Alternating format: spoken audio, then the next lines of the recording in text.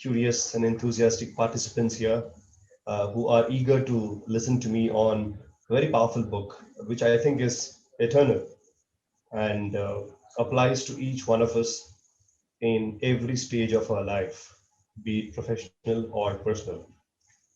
The session is going to be a little different. I don't know if this was an experience you had with the earlier speakers. A couple of guidelines, if I can set it. There's going to be a 1 hour monologue from my side, along with powerful slides that you will see on the screen.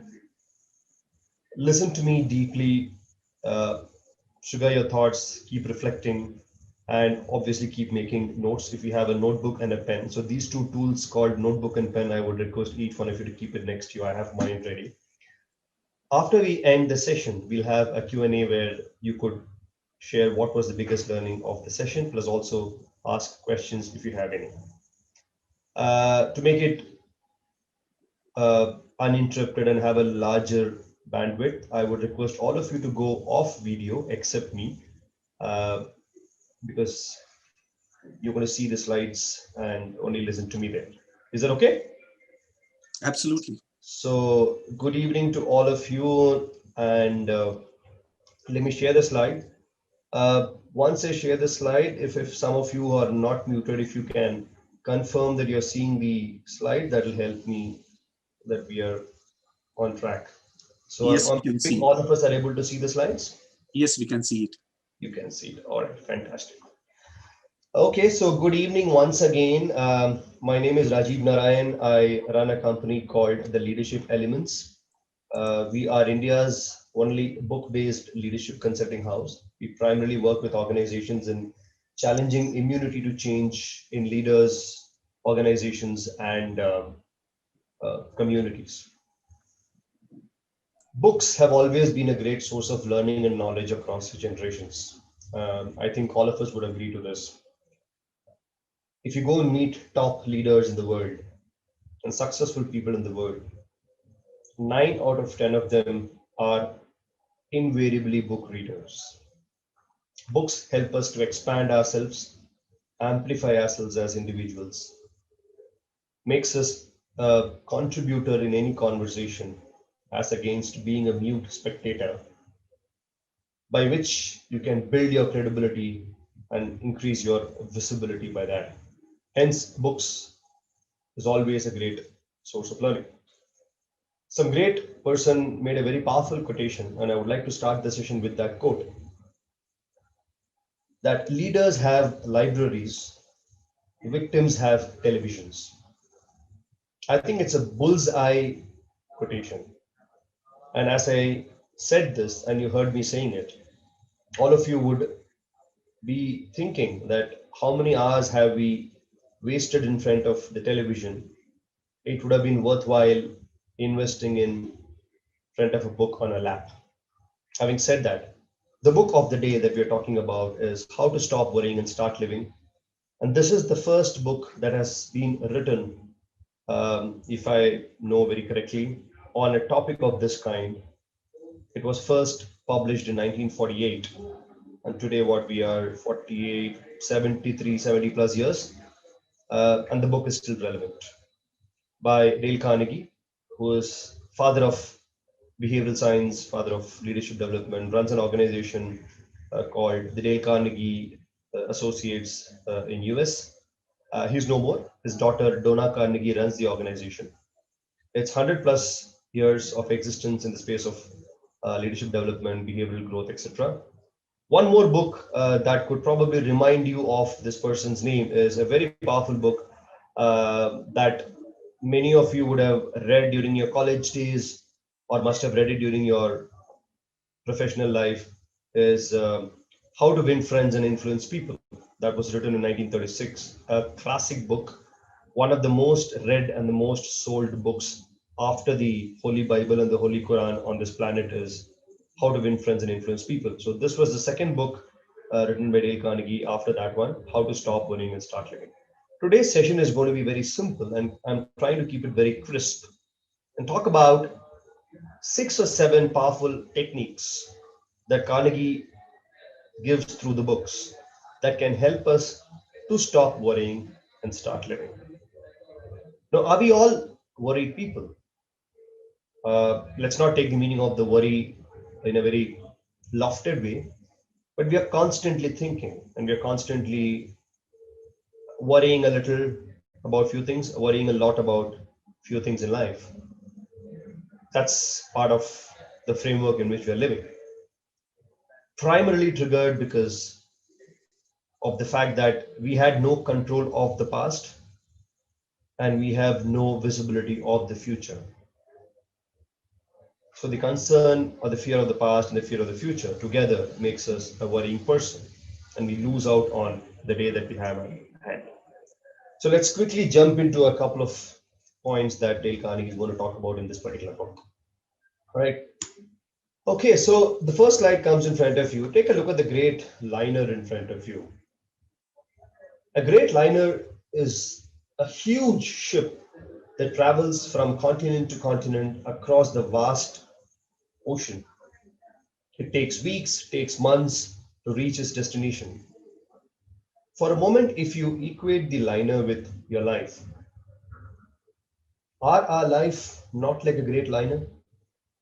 We started off from a point and we are on our own journey to reach a destination point.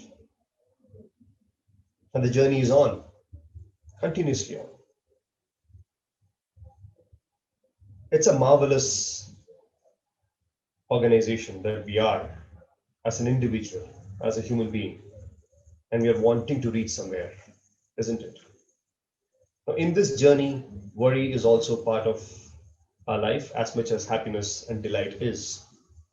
So let's figure out how do we manage it. Fundamental principles of overcoming worry is what we're going to be talking about in this particular session. Let's start with our breakfast. It shows a Christian prayer, but it's definitely not to a religion. All religions have their own prayers because it's a very egalitarian statement that you see on the slide.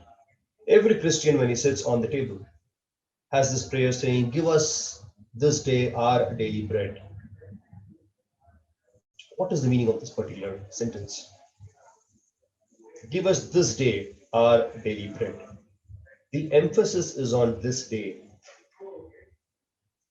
Meaning what? We got a bread the earlier day, or we may not have got the bread earlier day.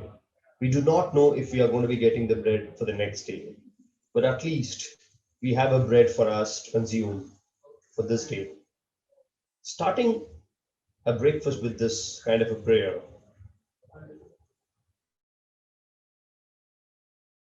ahead.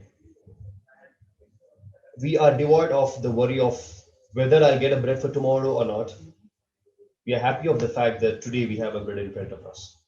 I think it's a marvelous prayer or a marvelous thought process to start the day with. This takes us to a very powerful thought process, right? Take a look at the slide in front of you. All of us are growing. So a child says, when I become a boy, boy says, become a man, become married, life moves on. But the point to reflect here, and you will see this word, let us reflect coming on multiple slides. It's an indication to each one of you that please reflect on your life. It's a session for each one of you. The context in which the content will play will be very different because all of us are in our own different journeys of life. They are not same. Peter has his journey, I have my journey, Parvati has hers, Hiral has hers, Faisal has his. So it's very different. So please play it very contextual to your life that you are currently living. So reflect deep, please reflect deep. So in the journey and the procession of life that we are, would you agree that we have somewhere forgotten that across this journey, we are somewhere not enjoying smaller things of life because there is a constant worry? Dale Carnegie very beautifully takes this to a very, very first principle, and he says and calls it very beautifully called live in day-tight compartments. Look at the formation of words, day-tight compartments. What does it mean? It just means that there is no point in worrying about the past and living with the fear of the future. What we have on our table is the bread for the day. When you live in day-tight compartments and when you train your head to think like this, you are boxing yourself between the sunrise of the day and the midnight or the time you hit the bed. Completely channelized towards what is there in front of you for the day, as against allowing vague thought processes running in your head of something that you are not even aware of, something that you have no control of. Is it worthwhile? Well, I don't think so. And let's reflect. How many of us, when we get up in the morning, we actually think, I'm going to live in day-to-day compartments? Today, I have a session with HRAI. My focus is going to be to run this session powerfully for all the dear participants. For you, you're sitting for this session, your focus is on how much can I take the maximum out of this session and make it useful to make myself the better version of what I am today. When we focus like this, I think we kind of remove the future and the past and we only stay for the present. It's a very powerful principle, one saying live in day-tight compartments. Moving on, let's ask ourselves some questions. As we come to office or we get up and start our day, are we somebody who's constantly regretting of what happened earlier, or are we somebody? Please reflect. Are you someone who's going to be saying, okay, something happened yesterday, it went on, that's it, I've put it off, today let me seize the day in front of me? If that's the thought process you are having, then you're somebody who's got a very powerful mindset called the growth mindset. It's important to reflect on these questions. Think about yourself. Are you somebody who can get the maximum out of living in the day-tight compartments? It's a huge attitudinal shift in the head. It's not a skill, it's not a behavior. It's an attitudinal shift. It takes us to a very powerful contextual question, right? All of us had a 2020 which was very different. We had worries, we had concerns, we had anxieties. All those words can be used. What were some of the biggest worries for us? Let's kind of break it into nuts and bolts. I have a list. Maybe it applies to some of you, maybe not, or you may want to add some to this. Look at the list. Business. I had my own worry. Oh, I didn't have business for a couple of months. Okay, I had my worry. Some of you may have thought about promotions, increments, certain luxuries of life. You wanted to purchase a car. It got pushed by a couple of years because of 2020 not being great. All these. The point is, were they worries? Were they real worries? If you think a little bit, it takes us to a very powerful principle that Carnegie talks about, saying the best way to come out of any worry that you have and to prepare yourself is ask this question: what is the worst that can possibly happen? Now, this is not new to you, all of you know this, but let's ponder for a moment. What is the power of this question? I would urge each of you to think in your head, the moment you ask this question to yourself, what happens? Have you ever thought on that? The moment you ask the question, your mind immediately relaxes. It immediately gives you a relief, saying, okay, इससे बुरा क्या हो जाएगा? Let's fight it out. It helps you to be more resilient. And who is a resilient person? The meaning of the word resilience is the ability of the individual to bounce back multiple times whenever a low happens in life. So when you ask this question, what's the worst that can possibly happen? It's a very simple principle. Every time you go through something tough, ask yourself this question.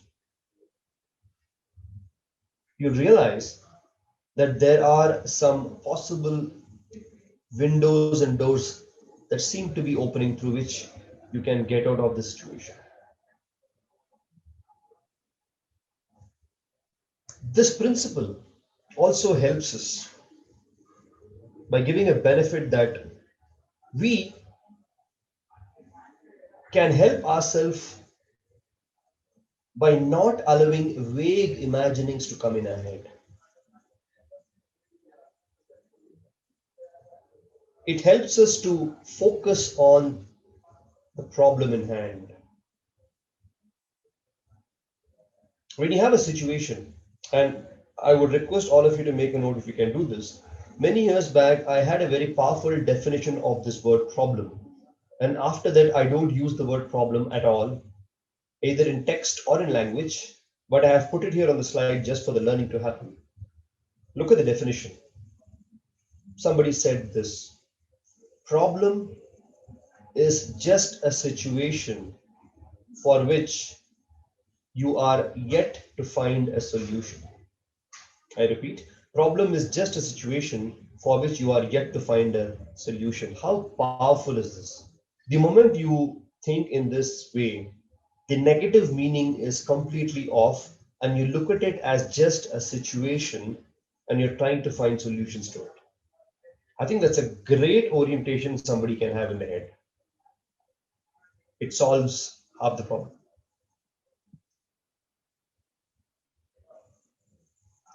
Moving on, I'm going to give you a very powerful tool, which I think is interesting for all of you to follow.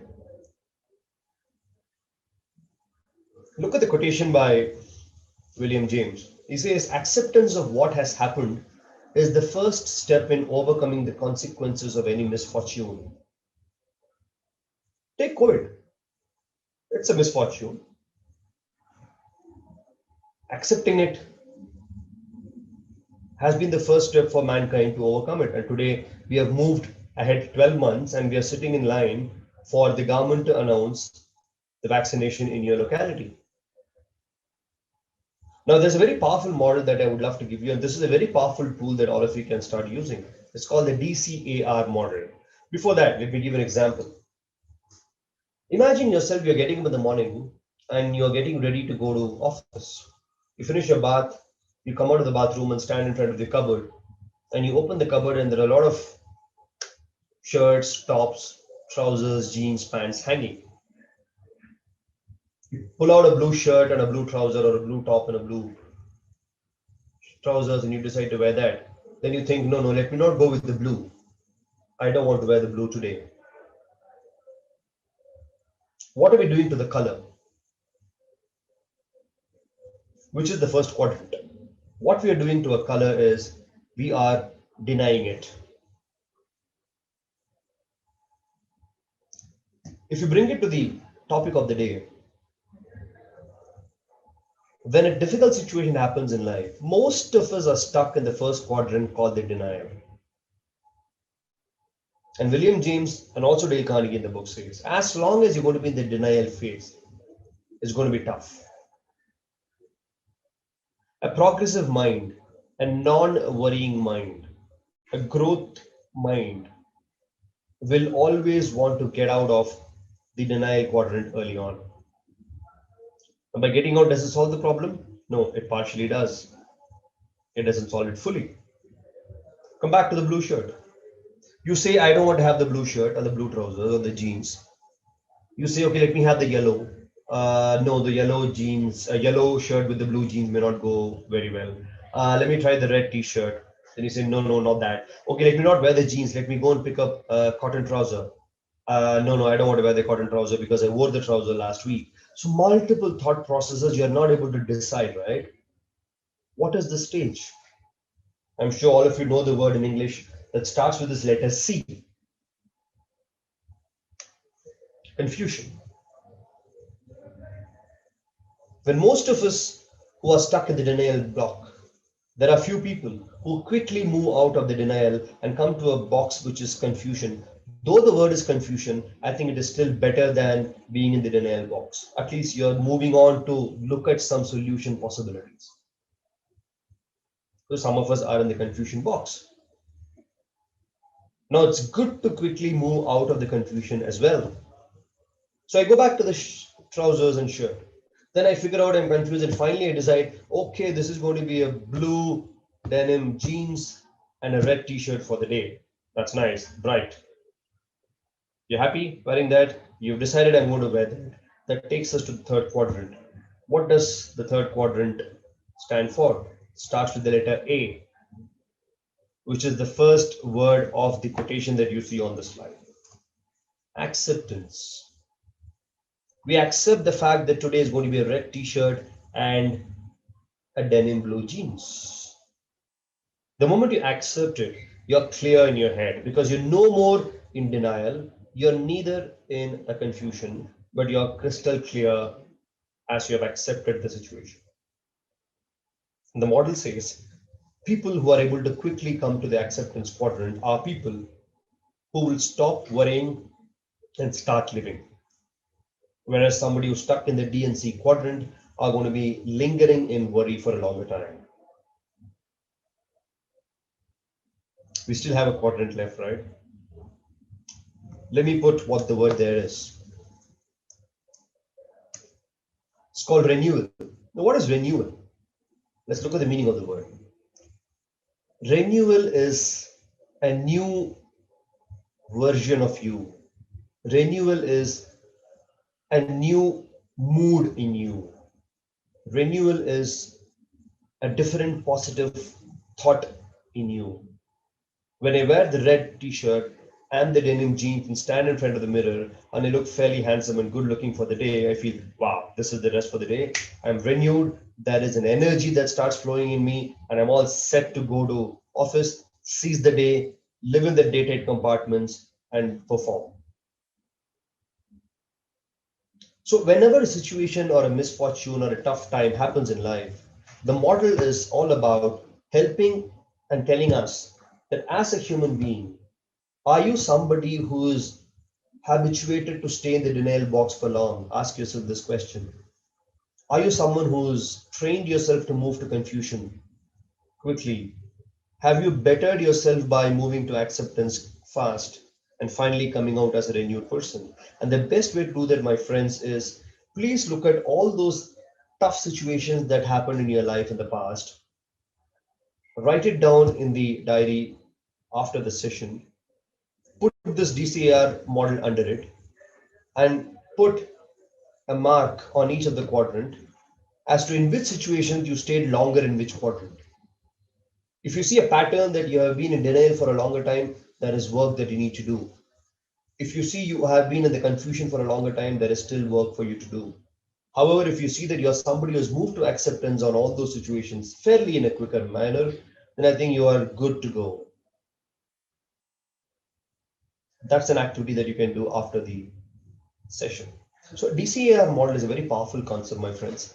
I would urge and request all of you to follow this. Any situation that happens in front of you today after this session, if you're going to be doing something for the day and some tough time comes in front of you or a difficult situation comes in front of you, ask yourself, am I stuck in D? Am I moving to C? Am I moving to A and R? It immediately gives you clarity and pushes you out of the DNC boxes. I have tried it, it's worked magically for me.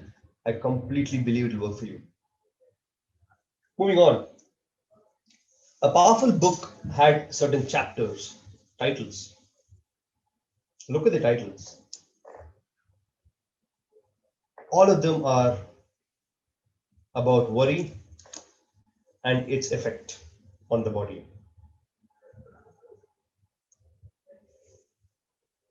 You know, there was a research that was done on arthritis, and they came up with 4 strong reasons as to why arthritis happens. And arthritis is a pain in the wrist or the fingers or the joints that happens for anybody in any age. The reason that you see there, do you see any bone related, tissue related, ligament related, muscle related, inflexibility related reasons? None. They're all situations which are mental states. So what are we talking about here? We're talking about psychosomatic problems where psychological worries can create health issues. Which brings us to this third principle, which for me has been a Brahmastra kind of a thing that I use it in any situation. Look at the principle, and I love the way the words have been coined. Remind yourself of the exorbitant price you can pay for worry in terms of your health. Is it worth it, my friends, to worry so much that you affect your health? Think about it. I'll give you an example. My mother is 68. My father-in-law is 68. Right? I'll tell you what the difference is. My parents are people who are perfectionists, at least they claim themselves to be perfectionists. And because they are driven by this image of being perfect people, they tend to worry. Simple example. When I was growing up, let's say you keep a glass on the table and you're walking past the table and your hand touches the glass and the glass falls off. My mother would be, oh my God, the glass fell down, the milk spilled over, there's a dent in the glass, you should have been careful. I grew up, I thought that's the way one should be. You should be worrying about things. If you're worrying, which means you're trying to be right and doing things the right way. And that's how you see your parents, right? And you don't have any other exposure of the world, so you think that's the right way to do. I grew up, and then comes this lady in my life, my wife, uh, and the man who was the reason for her to be there. My father-in-law comes in my life, and this man shook my belief. He's somebody who doesn't get perturbed of anything around. Even if a Hiroshima Nagasaki bomb kind of a thing falls next to him and there's a huge crater that gets formed, he would say, Acha, such a big crater has got formed. Please call the guy who can fill it up with sand, fill it up and just move on. Even of something of that bomb shelling situation, he would just say, okay, let's fill it up and move on. And today, my friends, I can tell you, he is the healthiest person in my family. And my mother has got ailments from her head to the toe. And she's 68, she still worries unnecessarily. And as a son, I keep telling her, but it doesn't seem to be improving. Is it worth it? And today I can tell you, and I'm married for 15 years plus, so I decided 15 years back that I don't want to be getting old like my mother. I would love to get old like my father-in-law. If these two examples were powerful for you, and if you have seen such people in your family, I would urge you to reflect on what I'm saying. Many of you are young, you have a long way to go. Please remind yourself of the exorbitant price you're paying for worry in terms of health. It's not worth it. It's just not worth it.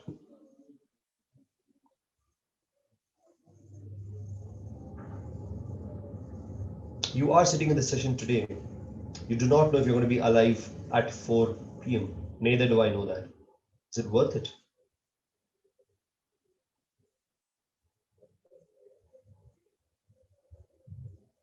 Many of you must have seen your near and dear ones passing off in 2020 because of COVID. I've seen 14 deaths in the last 2 years. Not that I've become a saint. At least it's helped me to worry less. Every death tells me that let's worry less. Let me give you one more powerful statistics. By the end of the session, all of us are moving closer to our grave by one more hour. At 3 p.m., we are 1 hour away from the deathbed. After the session, we are 1 hour closer to the deathbed. Yes or no? If that's how things are moving, it's not worth it, my friends. Moving on. A very powerful university of Columbia did a very strong research, and they said insufficient data-based or knowledge-based decisions has always been a trigger for worry for many people. Which also brings us to a very powerful question. Should we analyze worry? You can ask me, Rajiv, we have been talking for the last 20 minutes saying, don't worry, don't think about it. And now you're saying, analyze worry. Should we do that? Is it worth it? Well, it's worth it. It's worth it if you are going to be taking some action about it. If you're going to be weighing the facts and coming to a decision of what do I do now, it's worth it. If you're going to be worrying about the worry and not trying to take an action, I don't think so. It's got any purpose whatsoever.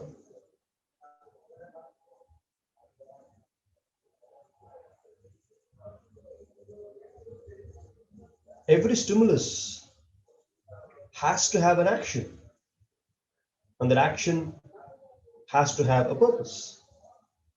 You can't be worrying on the stimulus, right? Did you have a control? You didn't. You only have a control on the action and the result and the purpose that will come out of it. So I think principle 4 is very powerful, and Dale Carnegie says, analyze your worry. Sit and think, what's the cause of worry today? Am I currently worried because my laptop is not working? Am I currently worried because I'm hungry? Am I currently worried because I don't know how long I'm going to be working from home? My HR is not calling me back to work. Figure out. And once you know the trigger and the reason for the worry, at least you can start addressing it. And anyway, I told you there's no word called problem. So in this slide, let's remove the word problem. We'll see what is the situation? What are the causes of the situation? What are the possible solutions to the situations? And what could be the best solution to the situation? That's a better way to think, right? So my request to all of you is in this session on the 25th of February 2020, I would urge very strongly and request each one of you in this session to bury the word problem in your life right under your foot and replace it by the word called situation, and commit to yourself that you will never ever use the word problem. Anything happens, however grave, difficult it may be, you will call it only a situation and not a problem. If that's a promise you can make to yourself and to me, because I'm running the session, I think it's worth this 1 hour of investment. You may not succeed in finding a solution, but at least you will strive to do that, right? So it's a situation, not a problem. That takes us to a very interesting slide. Take a look at this hourglass. It's a very fascinating instrument for me. I've always loved it since my school days. I always felt how beautifully the glass is made, the jar is made, and how lovely the grains move from one side to other. And you can keep doing it for hours and hours without getting bored. I had one in my house, and this was made of bronze, one of the old British ones, and I loved it. And I used to spend a lot of time in it. Look at what's written in the slide. Thousands of grains of sand in the top. They slowly pass through the narrow neck. Nothing you and I can do to make one additional grain pass through the neck. Can you? Peter can try his hell out. Parvati can stand upside down and try it. Hiral can hang herself and try it. I can jump off the building and try it. None of us are going to be successful. All the 48 participants are not going to be successful in pushing one additional grain through the neck.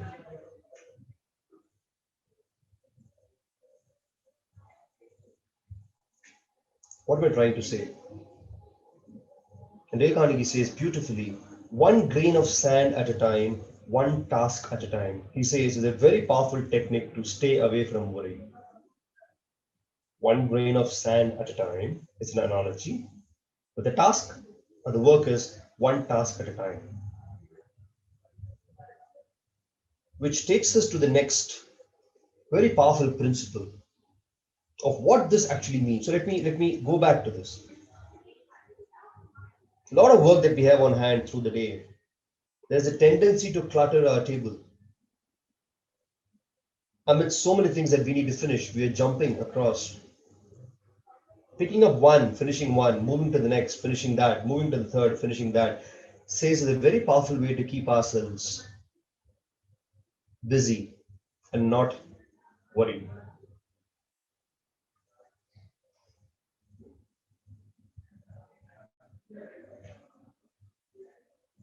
It brings us to a very interesting slide.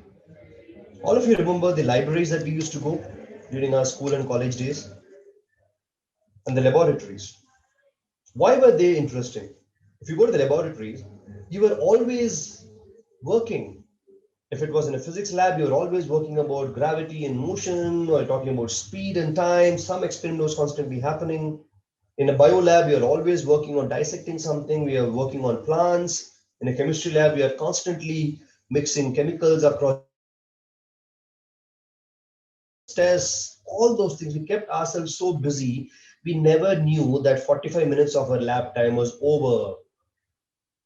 Likewise, look at the role of a librarian. It's so tough. A librarian has to maintain all the books, keep them on stack. People would come read the book, leave it on the table and go, put it back, ensure that people are returning the books on time, fill up the register. He or she is constantly working. Now, in a situation where you're constantly working, do you think there is time for worry to enter you? Is there even an air space for worry to enter you? Well, I don't think so. Hence, I think there's a very powerful quotation on the slide. Peace is found in libraries and laboratories. And who other than Louis Pasteur talking about it? Which brings us to the very, very powerful principle, keep busy. Just today, very relevant to the session, a friend of mine, she was worrying about something in office. There were no mails coming in for some time and she was worrying. I gave her a book called The 5 a.m. Club pages. Within 10 minutes, no worry, she was engrossed in the book, which means she was not busy doing something productive, hence she was worrying. The moment the book came in hand and she was busy reading it, worry vanished. So, my friends, keep yourself busy is a lovely way to not allow worry to enter your head.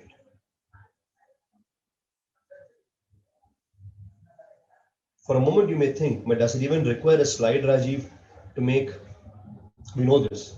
Obviously, all of us know this. I'm not giving you anything from other planets. How many of us do that is the question. Next time you're worrying, ask yourself the first question: am I currently sitting and not doing anything worthwhile? And hence, there is a trigger of worry in my head.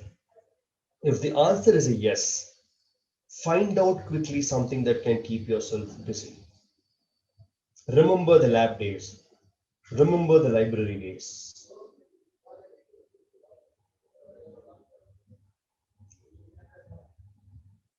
This takes us to the next slide. There were times when we were worried about things, probably a year back, right? Oh, my coffee is not hot enough.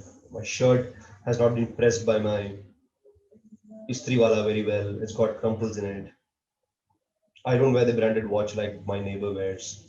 Maybe some of us were thinking about these things. I don't want to use the word worry, but just for a context of learning, we were thinking about these things. When I say thinking about, the thought process itself is worrisome. And today, honestly, my friends, are these even significant in front of this big virus kind of thing that you see? I don't think any one of us give a damn to any of these. It doesn't matter if my coffee is not hot today. It doesn't matter if my shirt is not pressed. It doesn't matter if I don't wear the costliest watch. The very fact that 48, I see number 48, which includes me, 48 of us sitting in this room. There's an additional person called Sudhir Menon joined. So 49 of us sitting and listening to this session itself is a blessing that we are alive, awake, and alert. I repeat, we are alive, we are awake and alert today. Not to sound very philosophical or spiritual, pause for a moment, my friends. How many of us and how many of our known people or unknown people like us went to bed yesterday and did not see the sunrise today morning? We have seen the sunrise today morning, and hence we are sitting for this session that Peter has arranged beautifully for us. What's the point? Which takes us to a very powerful learning. that all of us are so used to fuss about truffles. And I'm going to emphasize a lot on this. We have this idiotic temptation to fuss about truffles. What is truffle? Trivial things. Is the press on the shirt not trivial? If the coffee or tea is not very hot, isn't it trivial to fuss about? How the hell does it matter? I don't think it matters anymore. I don't think it mattered anytime because Corona has come in, seems to be a sudden, larger understanding of such principles in life. My friends, please ask yourself, are you someone who has got this tendency to fuss about things? And if you have a tendency to fuss about things, please bury that habit right away. There's nothing worthwhile to fuss about. And Dale Carnegie says this is one of the fundamental principles. If followed, you can stop worrying and start living.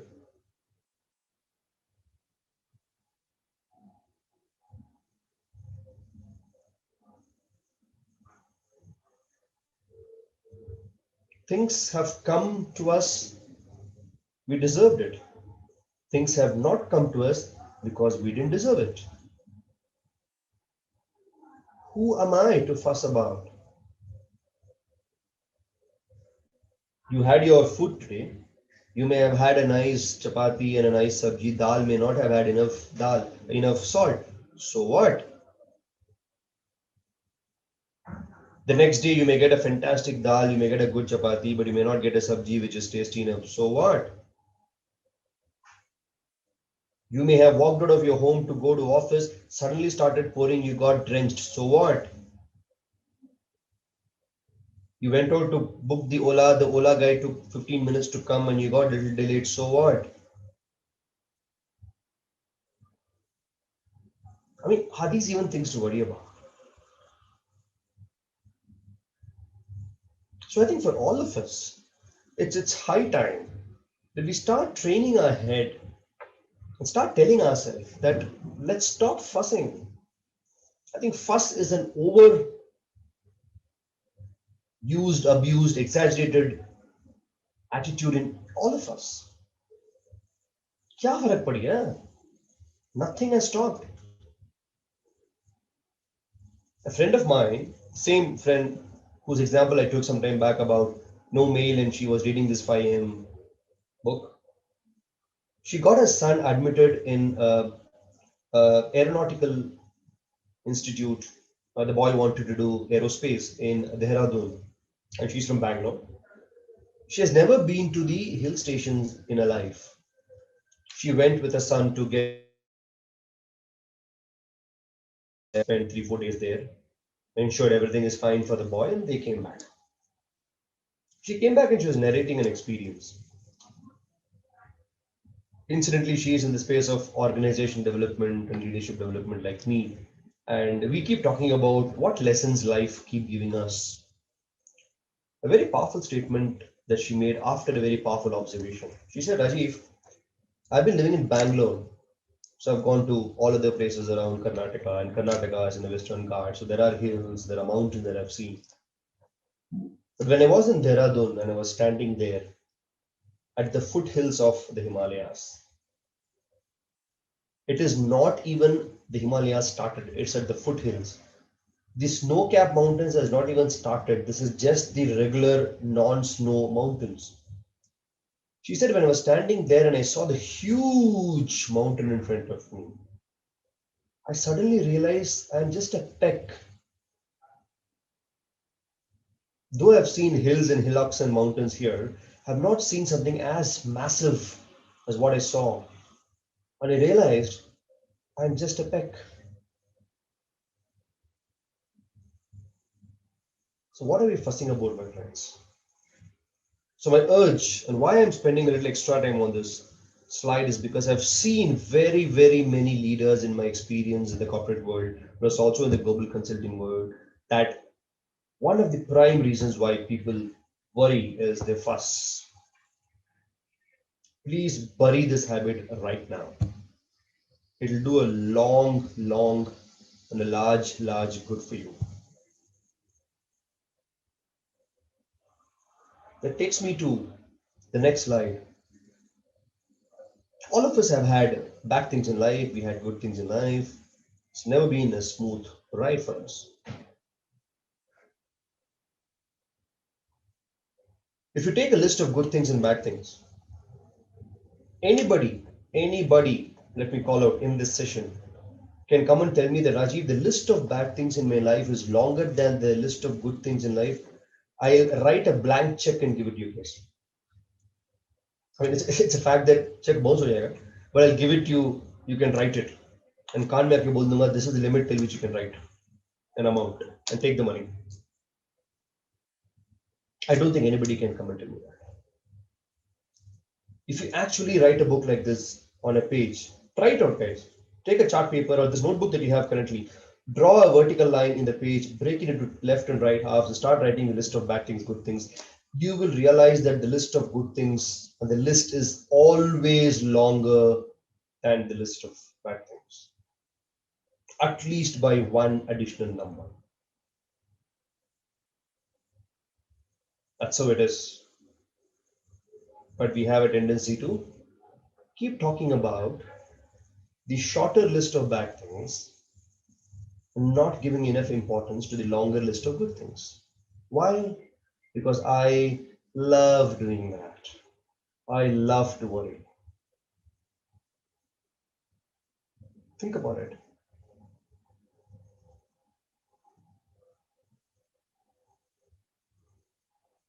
We had great plans on the same day, on 25th of February 2020, we had great plans.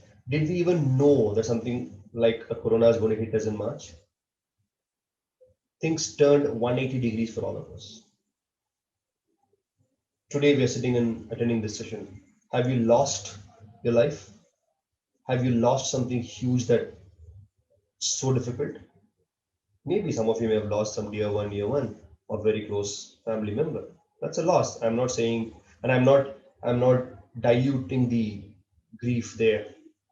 But in larger life, the list of good things is always long. Please reflect. It takes us to the next very powerful principle, that law of averages always outlaws our worries. And Dale Carnegie says it's important for individuals to use the law of averages. Whenever you go through a tough time or a worrisome situation, ask yourself and tell yourself, how many good things are happening around me? This is just one worrisome. Let me figure out how do I solve the situation. When you use the law of averages, it gives you an energy from nowhere, bounces you back to look at the situation in front of you and figure out a solution.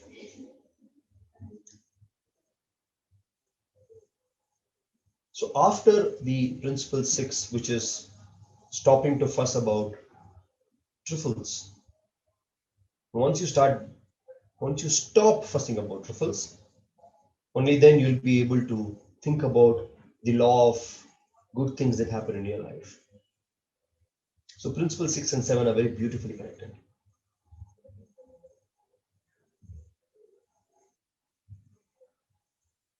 Takes us to the next very interesting slide. What's the benefit of being anxious?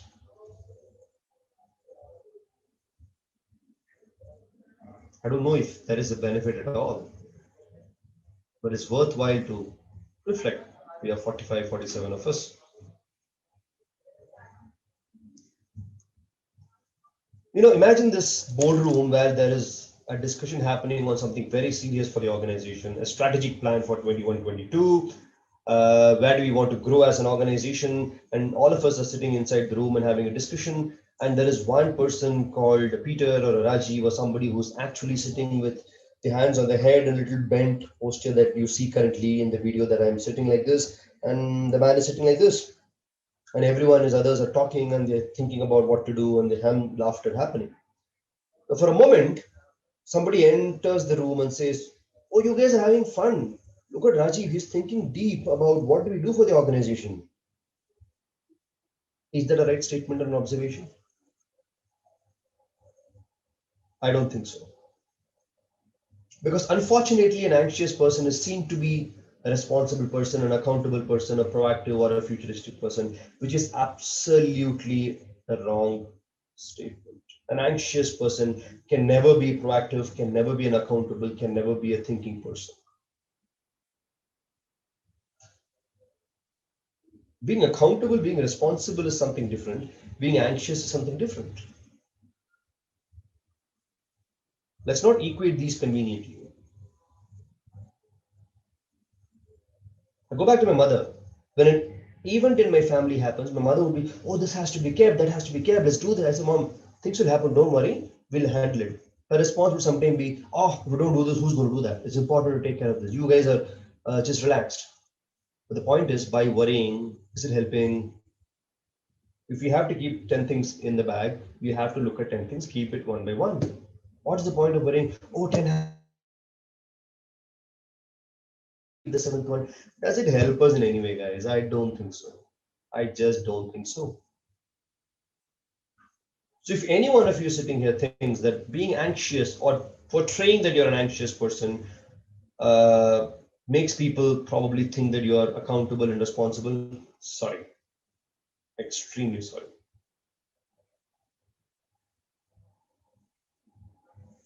We have this tendency to amplify anxiety into worry.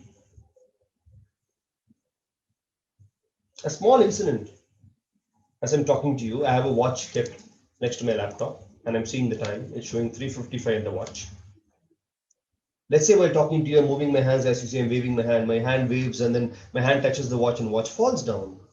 Well, I'm anxious, uh-oh, would be my response. Is it worth amplifying to a worry? I don't think so. I don't think so. But most of us do that. We conveniently amplify anxiety into worry. This is a very powerful slide, my friends. It's important for you to understand the difference between the word anxiety and worry. Anxiety is still at a lower stage. It's not expanding, it's not amplifying, it's not blooming to become something bigger. It's still at a bud stage. Whereas worry is huge, like you see the image there. This takes us to the next principle, which is one of my most favorite, and I keep telling myself and reminding myself of this principle every time something happens in life. And for me, the advantage is I've worked with Dale Carnegie for many years.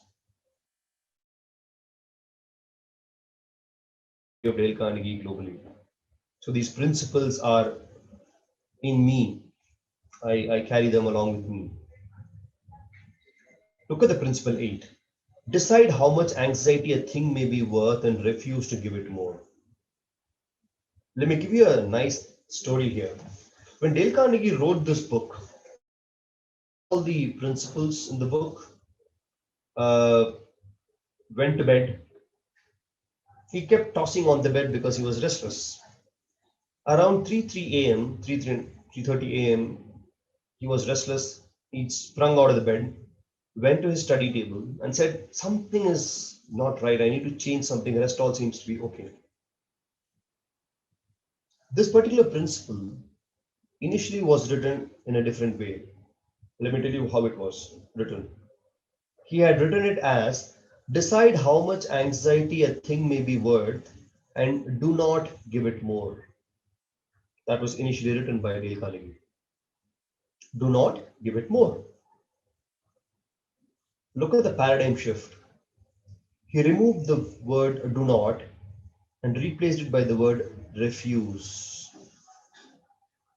What magical do you think happens? Because all of you are reading it on the slide as I'm reading it. What does it mean when you say refuse? Who is in control? You are in control. You are refusing an extra anxiety that is coming your way for a thing or a situation that does not need that much of anxiety at all. If a glass falls off your table, if a watch falls off your table, if something bad happens in your job, if something happened not so right in your house, okay, it has got a certain amount of anxiety. A situation which is tough, if it is measured 5 on 10 in terms of difficulty or toughness or how problematic the situation is, if you give a rating 5 on 10, then the anxiety that you give to it should also be 5 on 10, or probably 6 on 10, because we're human beings. You can't give it 9 on 10. No?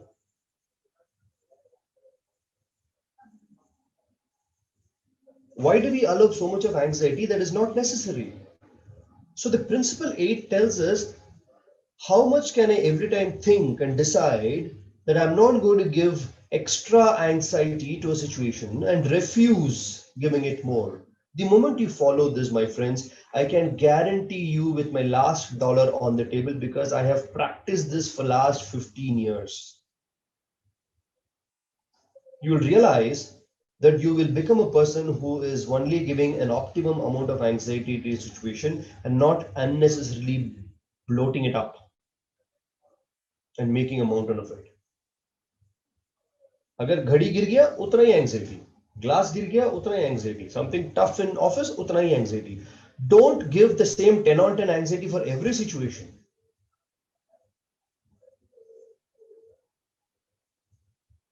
A falling off a watch or a glass is not equal to a divorce, is not equal to losing parents, is not equal to losing children, is not equal to you dying. They're all different, and every different situation needs a different level of anxiety. लेकिन हमको अच्छा लगता है to give the highest level of anxiety and keep worrying. So, my friends, I think principle 8 is a very fundamentally powerful principle that I would urge all of you to start following right away. Decide how much anxiety a thing may be worth and refuse to give it more. Every time a situation happens in my life, I sit back and think, am I attributing unnecessary extra anxiety to this? If a resounding voice from inside comes, yes, then I try to do and reduce it. If it says no, then I say, okay, great. Let me start working on it. Refuse to give it more. You're stopping it. You're not allowing it to come inside you. And finally, my friends, counting on your blessings and cooperating with the inevitable helps us to stay calm, helps us to stay peaceful, helps us a lot to stop worrying and start living. I think these 8 principles that we spoke about, starting from live in date compartments and ending it with decide how much anxiety a thing may be worth and refuse to give it more, I think are very simple yet powerful principles from the book that all of us can follow and hopefully will help us to stay more peaceful and calmer. With that, I will end the session and request all of you to come on your video mode and then reflect and share what was one or two biggest learning that you captured from the last 60 minutes of the time that you invested. I wouldn't call it spent, but time invested. Anybody can speak. Please unmute yourself. I request you to call your name first and then share one big learning that you had. Over to you, Peter. Thank you so much, Rajiv. Before we have responses coming from our participants, we'll be running a poll for our today's session so that all our participants can share their feedback on our today's session.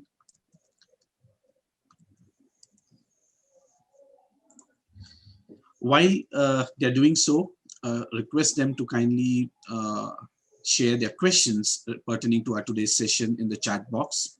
Also, if they intend to speak out, they can unmute themselves and speak. Once again, I thank all our participants for joining our today's session. We have received a lot of inquiry about the e-certificate offered by HRAI. You can claim your certificate by sharing your details. When I say details, your name and session attended in an email to the email ID provided in the chat window. We will email the e-certificates to you based on details that we receive.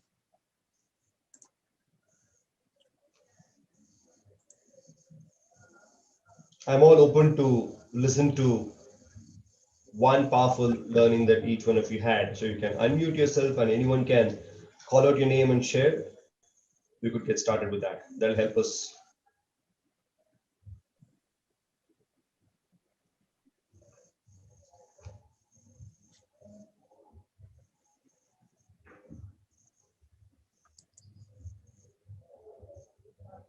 So whenever there is silence, I interpret it in two forms. Either there is so much of reflection that we don't know what to start and how to ask, or there was no reflection. I hope the first one is happening now. Absolutely.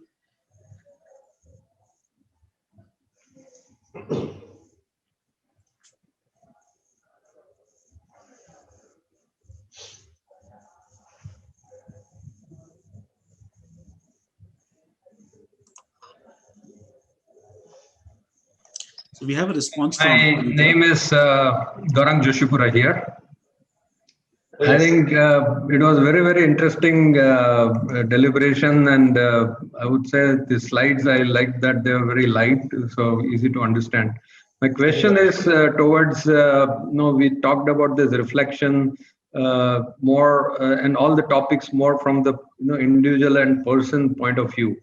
What would be your views, to do it in a teams, either to take help in overcoming the worries, or the teams themselves have worries, right? Collective worries.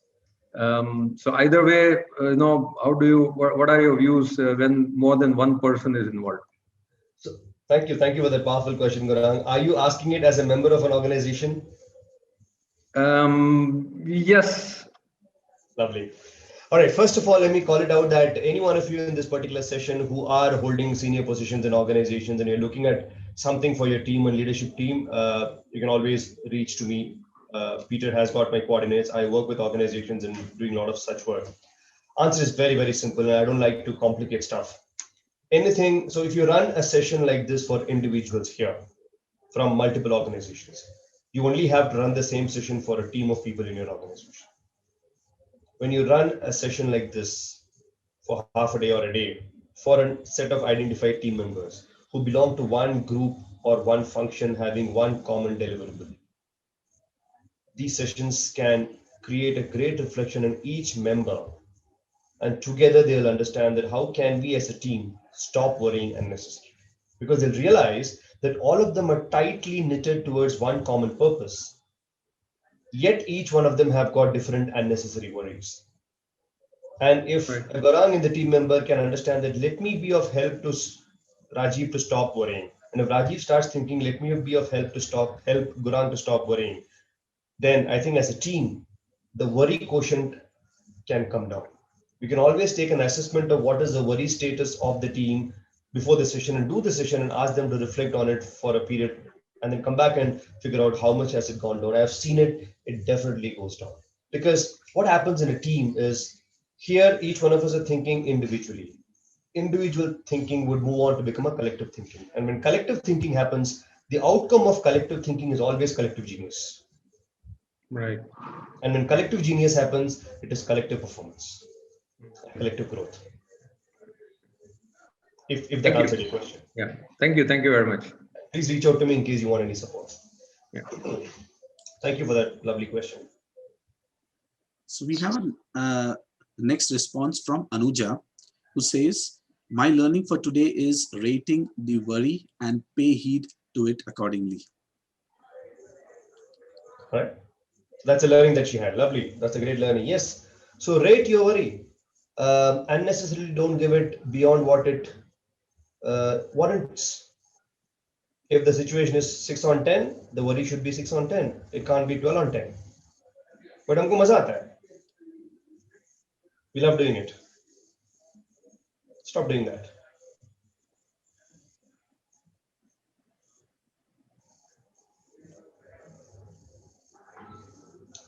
Anyone else? I see a lot of people still on mute. Tushar says, what worse can happen is a good one. Absolutely, Tushar. That's a very powerful statement, right? What worse can possibly happen? So we even have a question from Dr. VLN saying, don't worries become contagious? Oh yes, if One is you worrying. absolutely right, worry become contagious, right? If you go to this particular powerful book called Seven Habits of Highly Effective People, Stephen Covey talks about a very powerful concept, and he says, and this is for the gentleman who asked this question. In that book, he says, carry your own weather. What does it mean? It very clearly means, irrespective of how melancholy filled or sad the environment around you is, if you carry a weather within you which is absolutely positive, a weather within you which is non-worrying and energetic, he says the weather will spread to the environment around you.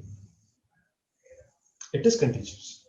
So it's for us to decide that, are you going to be somebody who's carrying that worry weather, and then Peter comes to you in the morning with his file asking for something for the day, I transfer some worry to him. And then I go into Faisal's room and talk to Faisal for something, and then I say, Thoda worry tum rakh lo. So by that, I'm just spreading the worry all around, which means the weather I'm carrying is a worry weather. It's doing no good to me. It's not doing any good to people around me. So let's ask ourselves this question: what weather are you carrying within you? Even if it is a rainy day, a pouring day, a drowsy day, not sunny day, I can still carry a weather of a sunny feeling inside me and feel happy about it. I can either crib about the rain or I can enjoy the rain. It's a choice. Thank you, Rajiv, for this actual answer.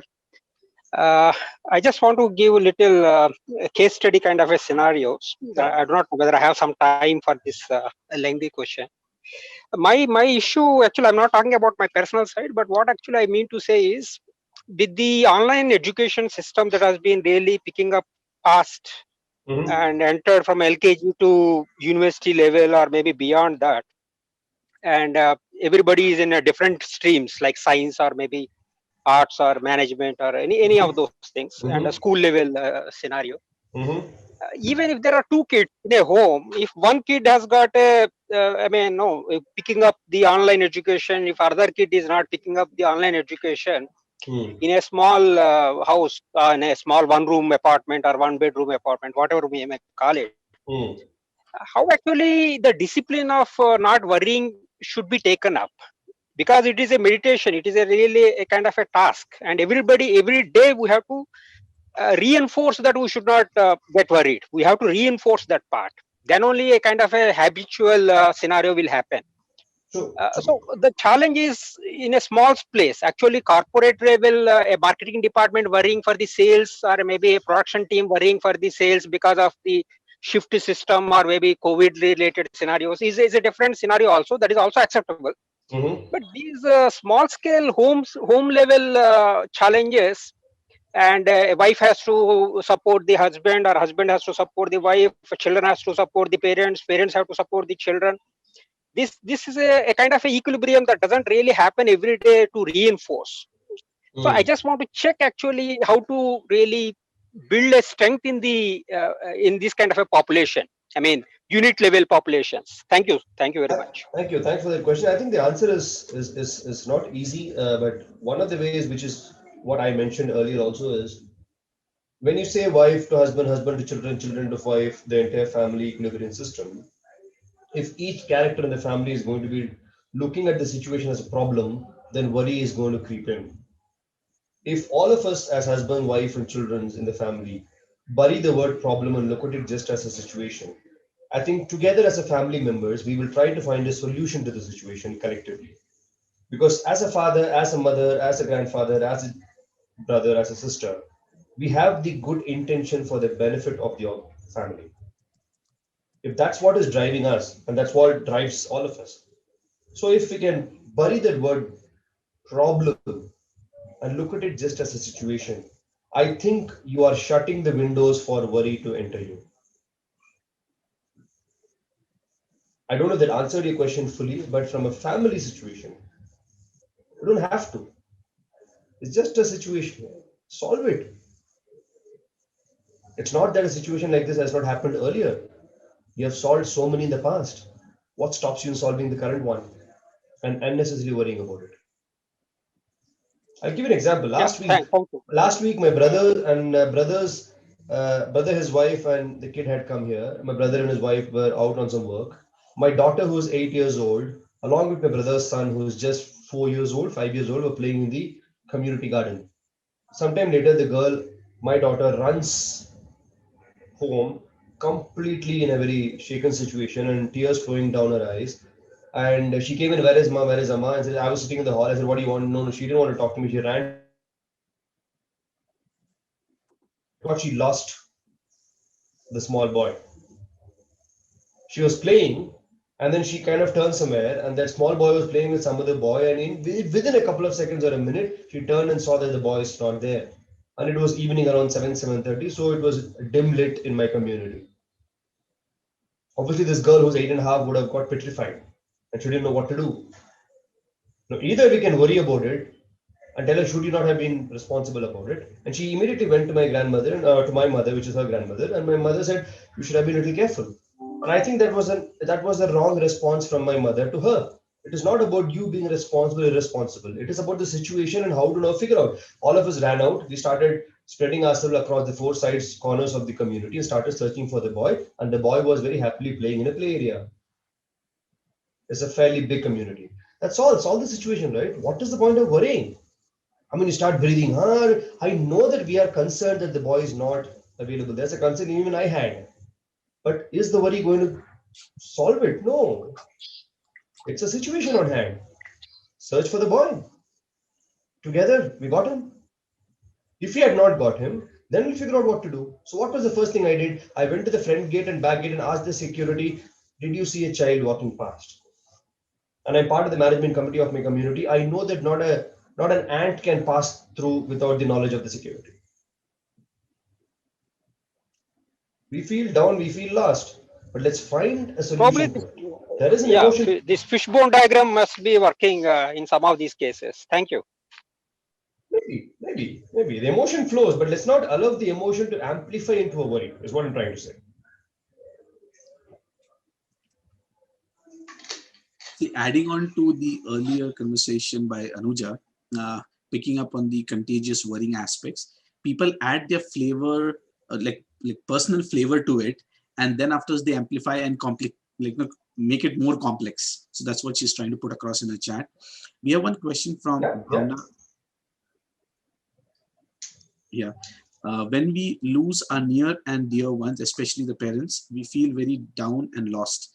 May I know from you on how to overcome such loss by not thinking more, but the mind keeps thinking, how do we handle such situation? Bhavana is a very tough question. You should ask this question to Sadhguru. Probably he'll be able to give you a better answer. I am no expert. I am just a mere mortal in the space of corporate leadership space. I don't think I'm qualified to answer this. However, I can just tell you uh, something that hit me very hard was many years back. I don't know if you people remember that there was a shooting that happened in a school and many children lost their lives in a country. Terrorists had entered a classroom school and just shot helter skelter. Many kids died. I was listening to this news on NDTV, and the person started beautifully. He said, "When you lose your father, you're an orphan. When you lose your husband, you're a widow. When you lose your wife, you're a widower.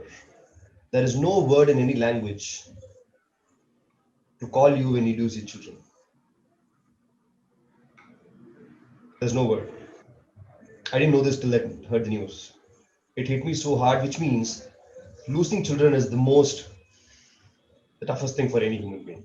The point I'm trying to drive is when you lose near and dear ones, it's tough. It's a loss.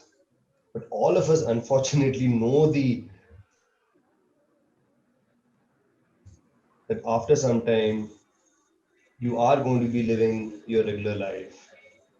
The grief would come and go, but the grief is not going to be staying permanently and stopping your life. I'll give you a small story that I heard many years back. There was this lady who was living in the outskirts of the village, and she was an outcast of community. She lost her son. None of the villagers were ready to do the cremation for her son because she's from an untouchable community, right? She had to take the body of the son. She goes out of the village to find a place to cremate him. She's tired carrying the body of the boy. She places the body down and sits under a tree for some time to just rest for 5-10 minutes and then resume her walk towards the closest place to cremate. She waits for some time. She starts feeling hungry. She looks up. She was sitting under a mango tree.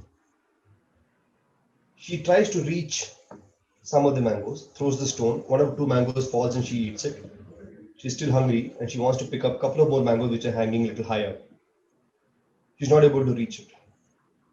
She climbs on the dead body of the son to get the additional height and plucks one mango to eat and fill her hunger. The story sounds very unbelievable. How can a mother do that? It's a story that just tells us that when it comes to such things of hunger and thirst, everything, we are all going to go back and do that, despite the fact that we have lost our father, lost our mother, lost our brothers, whoever it is. That's the sad part of life. But what do we do? To decide how much anxiety I think may be worth and just move on after a point. I don't know, Bhavna, if that answered your question, but you have a better person called Sadhguru to talk. Thank you, Rajiv. It was a good one, though. Thank you.